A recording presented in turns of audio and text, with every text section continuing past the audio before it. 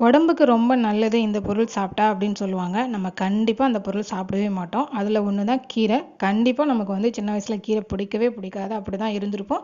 எனக்குமே பிடிக்காது. நான் காலேஜ் படிக்கிற வரைக்கும் கீரை சாப்பிடவே மாட்டேன். கீரைனாவே எனக்கு அன்னைக்கு வந்து அப்படியே அதில இருக்க கடுகு முதற்கொண்டு நான் எடுத்துட்டு வெறும் குழம்பு மட்டும் அப்படிதான் சாப்பிடுவேன். அந்த அளவுக்கு எனக்கு கீரை பிடிக்கவே பிடிக்காது.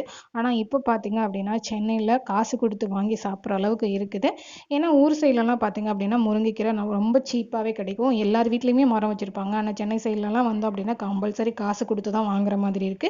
ஸோ இன்னைக்கு நான் வந்து கீரை வாங்கி சூப் வைக்கலாம் அப்படின்னு சொல்லிட்டு ஃபர்ஸ்ட்டு ஒரு 1 1/2 கப் அளவு தண்ணி சேர்த்துக்கிட்டு, அதில 2 பூண்டு, சின்ன வெங்காயம், மிளகு, கொஞ்சம் மஞ்சள் தூளு, உப்பு இதெல்லாம் சேர்த்து லைட்டா கொதிச்சதும் கீரைய நல்லா அலசிட்டு அதில போட்டா முருங்கைக்கீரைய அலசக்கூடாது தான். ஆனா நம்ம கடையில வாங்குறதுனால இத வந்து நான் அலசிட்டு தான் சேர்த்துருக்கேன்.